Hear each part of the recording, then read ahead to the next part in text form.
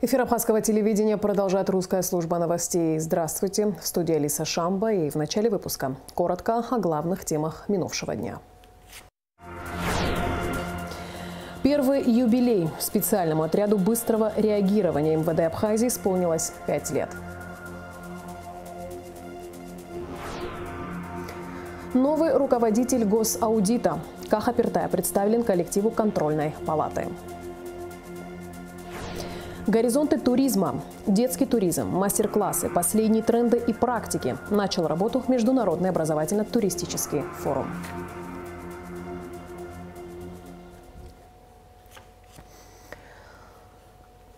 Прошло 5 лет со дня образования специального отряда быстрого реагирования Министерства внутренних дел Абхазии. В честь юбилейной даты на плацу МВД прошла церемония награждения и присвоения очередных воинских званий. В торжественном мероприятии принял участие президент Аслан Бжани. Глава государства выразил благодарность сотрудникам СОБР за их профессионализм, отвагу и самоотверженность в защите государства и народа республики. Указом президента очередное специальное звание полковник милиции присвоено заместителю министра Рашид Свижба. Приказом министра внутренних дел Вальтера Бутова очередные воинские звания присвоены подполковник милиции, командиру СОБР Дадыну Чачхале, подполковник милиции, начальнику отдела планирования и взаимодействия при проведении специальных мероприятий СОБР Дмитрию Шкере. Также ряду сотрудников присвоены звания майора и капитана милиции. Приказом министра Вальтера Бутова личный состав СОБР МВД награжден медалями и почетными грамотами. Об истории создания специального отряда быстрого реагирования, его назначении и задачах в репортаже пресс-службы МВД. Специальный отряд быстрого реагирования Министерства внутренних дел Абхазии был создан 26 апреля 2018 года распоряжением Кабинета министров республики. За 5 лет своего существования у СОБРа сформировался свой, не похожий на другие, характерный почерк, а также традиции, перенятые у старших поколений. С 2020 года отряду удалось совершить настоящий рывок в своем развитии. Это стало возможным благодаря преемственности поколений и поддержке со стороны государства. В 2020 году мне было предложено возглавить специальный отряд быстрого реагирования. По рекомендациям, тогда был министр внутренних дел Дмитрий Сергеевич Бар. По его рекомендации, по его представлению в Кабинет министров, я был назначен заместителем министра внутренних дел, курирующий спецподразделение СОБР. На тот период нашему спецподразделению было всего 2 года. Перед ней стояли большие задачи, не хватало опыта, оснащения, материально-технической базы, не было элементарно места базирования спецподразделения, но с поддержкой руководства страны Аслана Георгиевича Бжани, и на тот период был министром ДБАР Дмитрием Сергеевичем, была оказана большая, огромная поддержка спецподразделению, была выделена база, было организовано питание на этой базе, и спецподразделение было переведено на круглосуточное дежурство. И по сегодняшнее время, и также сегодняшний министр Вальтер Сергеевич Бутова также оказывает посильную помощь. Сегодня СОБР базируется на принципе единоначалия, преданности традициям. Как рассказывает замминистра Рашид Свижба, за последние годы сделано немало, однако гораздо больше в планах. За этот период были привлечены инструктора с других подразделений приглашены на работу. У нас очень хорошая команда профессионалов. Ежедневно проводим занятия по повышению боевой и тактической подготовки. Нашего спецподразделения выезжаем на полигон.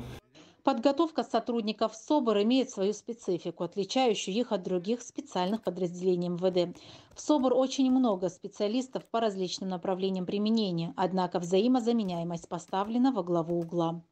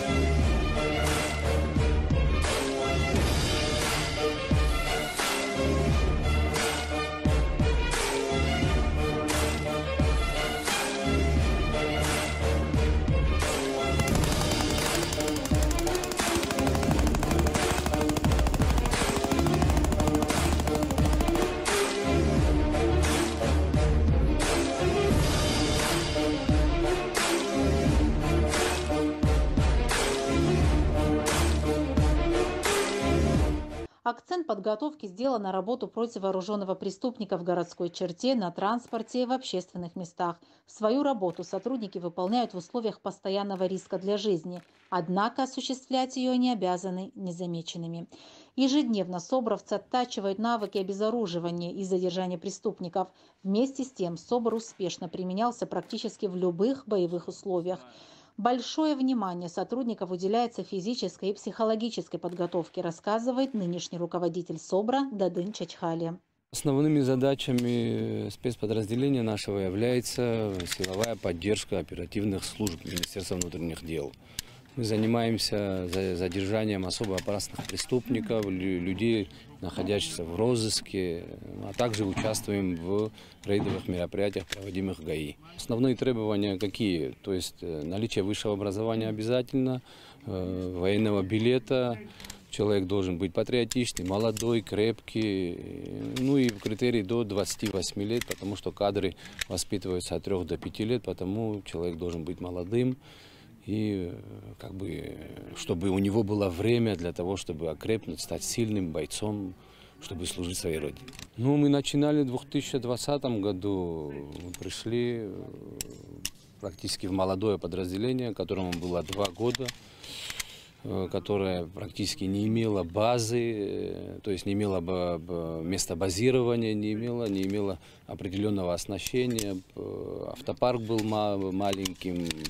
И оснащение в плане оружия было маленьким. То есть были моменты, которые нужно было дорабатывать, нужно было оснащать спецподразделения, и спецсредствами нужно было оснащать. Этого всего не было. Мы потихонечку стали реформировать спецподразделения благодаря нашему президенту Аслану Георгиевичу и поддержки министра самого тоже, конечно же, мы стали оснащаться. Подразделение, несмотря на то, что вроде бы как бы молодое, есть уже определенные кадры, на которые есть определенная надежда, как бы ребята стремятся, очень динамично двигаются вперед. Кандидатами на службу в подразделение СОБР отбираются, как правило, спортсмены, бывшие оперативники уголовного розыска, а также офицеры спецподразделений, имеющие высшее образование. К таковым относится нынешний замруководителя отряда Дмитрий Хаджиев. Он убежден, что его отряд сегодня способен выполнить широкий спектр задач на профессиональном уровне. Сегодня я могу с уверенностью сказать, что подразделение боеспособно и способно выполнить различного рода задачи. Это благодаря тому, что мы каждый день занимаемся, каждый день проводим тренировки, включая городскую тематику, лесную.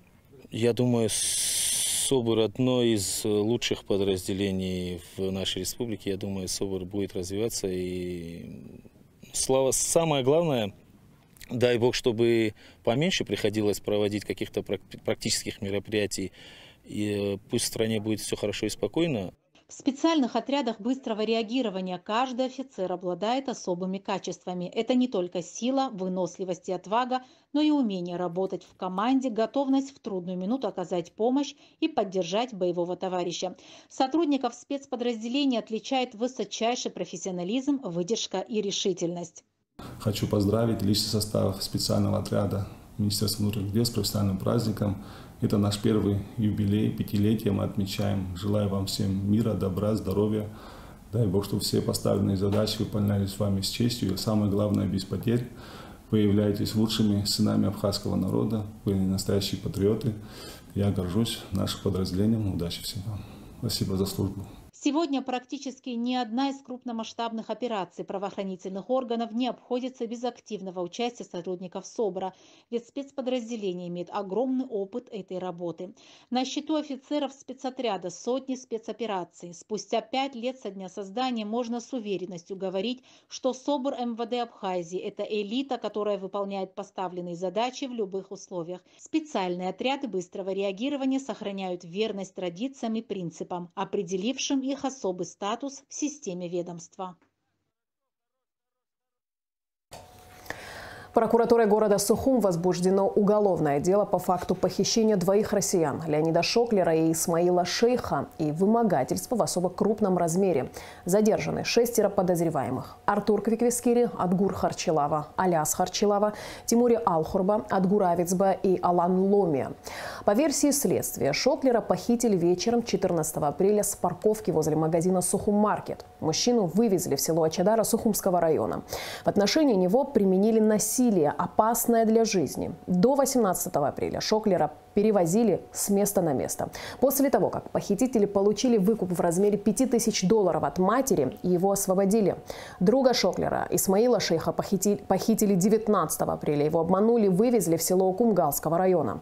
В отношении мужчины применили насилие, опасное для жизни, но ему удалось освободиться и сообщить о произошедшем в милицию. 25 апреля Сухумским городским судом в отношении подозреваемых избрана мера пресечения в виде заключения под стражу. Спикер парламента Лаша Ашуба представил коллективу контрольной палаты нового председателя Каху Пиртая. Каха Пиртай был избран на эту должность на сессии Народного собрания и сменил Роберта Аршба, возглавлявшего контрольную палату 10 лет. Репортаж Эсма Гуланзе. Контрольная палата – постоянно действующий высший орган государственного финансового контроля. Согласно законодательству, председатель палаты назначается парламентом сроком на 5 лет. При этом одно и то же лицо не может занимать должность более 2 сроков подряд. Сегодня у нас важное событие. Мы представляем нового руководителя контрольной палаты. Но прежде чем мы перейдем к представлению нового руководителя контрольной палаты, я хотел бы от лица Народного собрания парламента Республики Абхазия и от себя лично поблагодарить Роберта Ивановича Аршба за многолетнюю работу, проделанную на этой ответственной должности. Поблагодарить весь коллектив контрольной палаты. Именно при вас были заложены основы деятельности этого органа. Была сформирована очень качественная команда, которая добилась ощутимых результатов для нашего государства. Контрольную палату всегда отличали такие принципы, как принцип законности, гласности и высокой ответственности за проделанную работу. Роберт Иванович, вам отдельная благодарность за это, и позвольте от лица парламента вручить почетную грамоту. В свою очередь Роберт Аршба поблагодарил парламент за оказанное внимание. Вся моя деятельность, все практически 10 лет, они были, конечно, связаны с теми принципами закона о контрольной палате, которые вы только что буквально недавно сказали. И мое пожелание, конечно же, следовать им. Будем им следовать, и все будет нормально, безусловно. Спасибо. А так, конечно, обращаясь к коллективу, я думаю, коллектив поддержит, безусловно, станет рядом. Наш такой принцип: каждый имеет свое рабочее место, занимается своим делом, безусловно. Они не просто так здесь все находятся. Я думаю, что и они тоже будут услышаны. Далее было зачитано постановление о назначении на должность председателя контрольной палаты. Каха Пиртая был избран 19 апреля путем голосования на сессии парламента. За него отдали голоса 18 депутатов из 34. Каху Заурьевича мы знаем как человека принципиального, человека ответственного, человека системного, человека, который умеет хорошо наводить коммуникации. Я уверен в том, что взаимоотношения между вами и вашим коллективом сложатся. Что касается аудиторов, здесь очень опытные люди. Более того, двое из руководства ветераны Отечественной войны народа Абхазии. И я думаю, что при поддержке таких людей, Каха Заурьевич, у вас все должно получиться. Новый глава учреждения выразил благодарность за оказанное доверие. Деятельность контрольной палаты имеет существенное значение в становлении и развитии государства. Конечно же, дорогие коллеги, друзья, большая миссия на ваших плечах в части финансового контроля государственного бюджета. Обращаясь к коллективу, я очень надеюсь на качественную и плодотворную работу. основанную на принципах объективности и беспристрастности. Спасибо большое, Роберт Иванович, вам огромное спасибо. В своей деятельности контрольная палата руководствуется Конституцией Республики Абхазия, законом о контрольной палате и иными нормативно-правовыми актами. Эсма Голанзе, Алексей Гухава, Абхазское телевидение. Вице-премьер, министр экономики Кристина Озган встретилась с послом Сирийской Арабской Республики в Российской Федерации Башаром Аль-Джафари. По поручению президента Аслана Бжани главе сирийской дипломатической миссии было сообщено о гуманитарной помощи, оказанной абхазской стороной пострадавшим в результате землетрясения в Сирии. Правительство Абхазии зачислило на счет посольства Сирии в России средства, эквивалентные $200 тысяч США. Кристина Озган подчеркнула, что политическое, торгово-экономическое, гуманитарное взаимодействие с Сирийской Арабской Республикой являются для руководства Абхазии одним из приоритетных. Башар Аль-Джафари в знак благодарности вручил Кристине Озган уникальное издание, посвященное истории и культурному наследию Сирии. Первый международный образовательно-туристический форум «Горизонты-2023» открылся в Сухуми. Форум задуман как площадка, призванная обеспечить непосредственное общение с представителями туристических образовательных сегментов России и Абхазии. Одна из важнейших тем – возрождение обменного детского туризма. Эксперты форума проведут мастер-классы, профориентировочные лектории, поделятся лучшими практиками, последними трендами и расскажут о личном опыте детского образовательного отдыха. Подробнее в репортаже Угуцы Вардания. Международный образовательный форум «Горизонты-2023» объединил туроператоров, ательеров, предпринимателей, представителей различных профильных ведомств, ученых и экскурсоводов, в общем, специалистов в области туризма и образования из Абхазии и России. К участникам форума с приветственным словом обратился посол России в Абхазии Михаил Шургалин. Очень рад приветствовать всех собравшихся на сегодняшнем форуме, и гостей, и организаторов, и профессионалов туристической области. Для всех, для нас понятно, что это очень важная отрасль, дающая большой доход в бюджет республики. И одновременно это очень важная отрасль для Российской Федерации, потому что с каждым годом все больше и больше российских туристов посещают вашу прекрасную республику для отдыха, и многие даже для лечения. Одним из итогов форума должно стать формирование благоприятных условий для инвестирования в различные проекты, развитие детского, тематического, спортивного туризма. Налаживание контактов – одна из самых главных целей форума «Горизонты-2023». Мне кажется, такое почти райское место для меня на земле, потому что я много раз здесь бывал. И мне кажется, что обилие моря, солнца, гостеприимных людей, очень вкусной еды и всего остального, просто делает неизбежным поездки сюда, значит, большого количества туристов. И в том числе туристов, школьников, туристов, которые как раз могут с самого детства впитать эту атмосферу замечательной страны и понять, как, в общем, завести здесь себе новых друзей на будущее.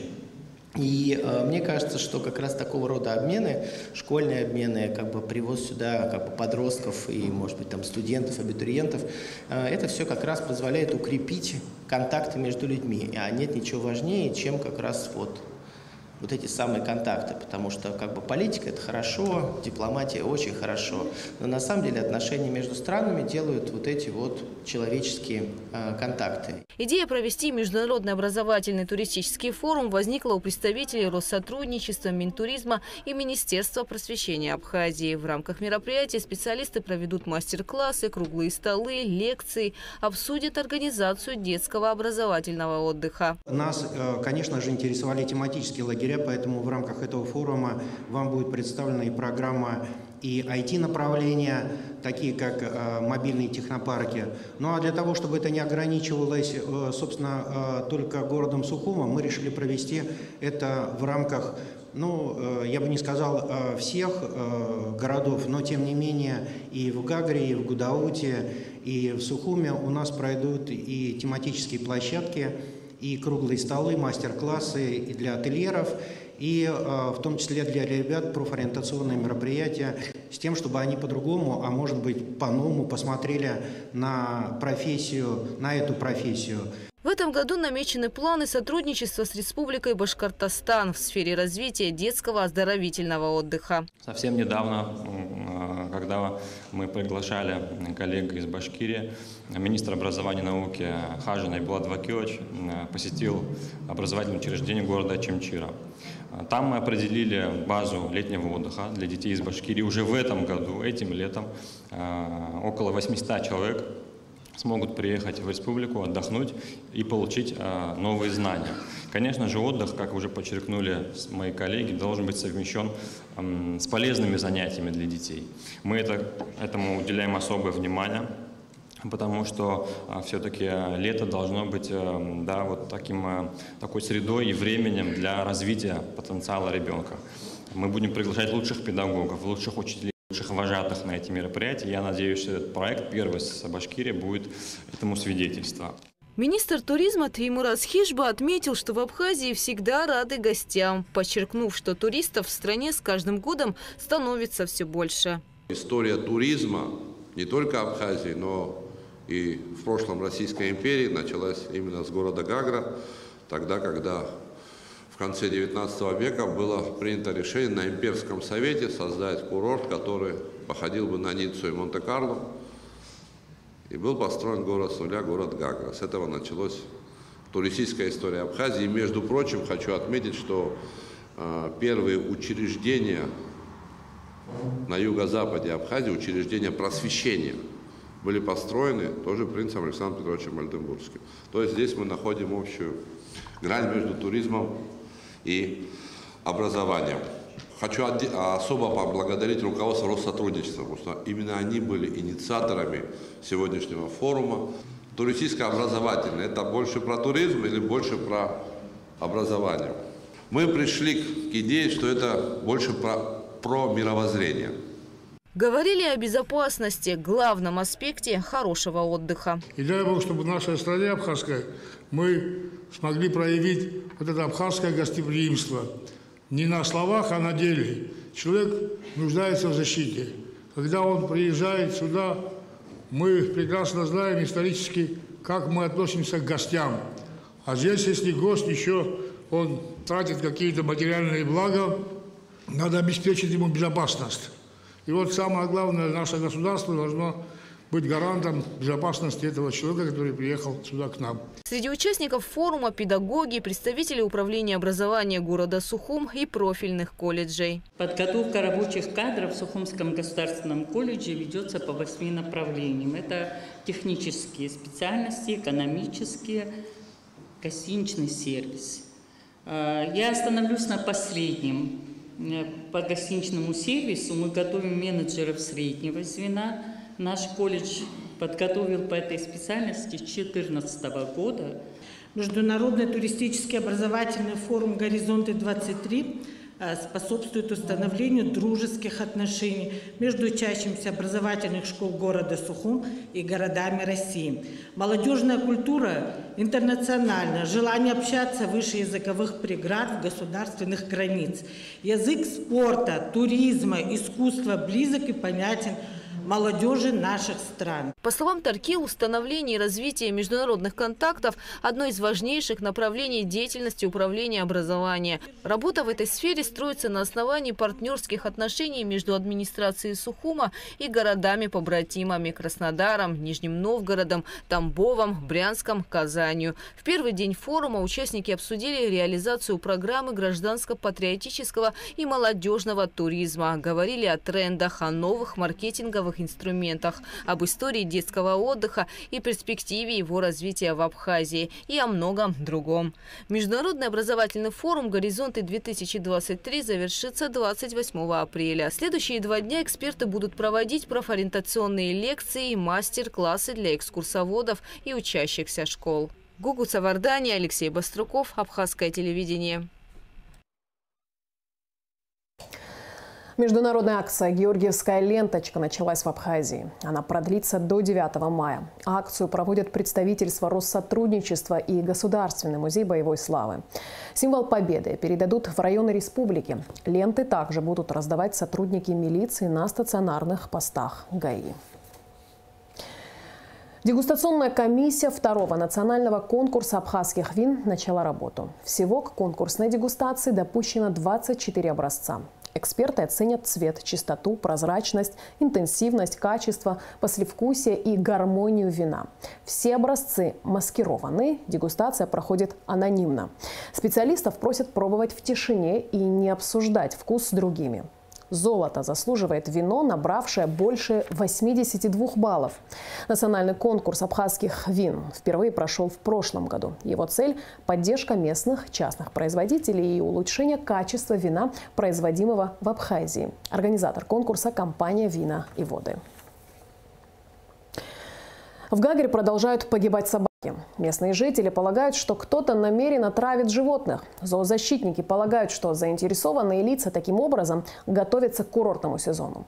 Отдел дознания УВД по Гагарскому району ведет расследование и по убийству собак, которое произошло 17 марта в районе парка Принца Оленбургского, и по отравлению.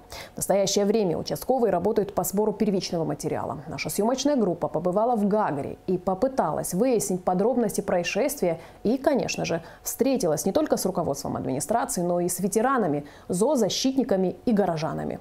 Смотрите специальный репортаж Асиды Малия сразу после новостей. И в завершении выпуска прогноз погоды.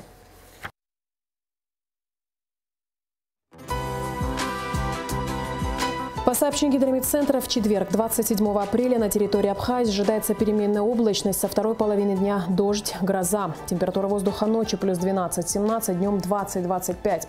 Температура морской воды плюс 12.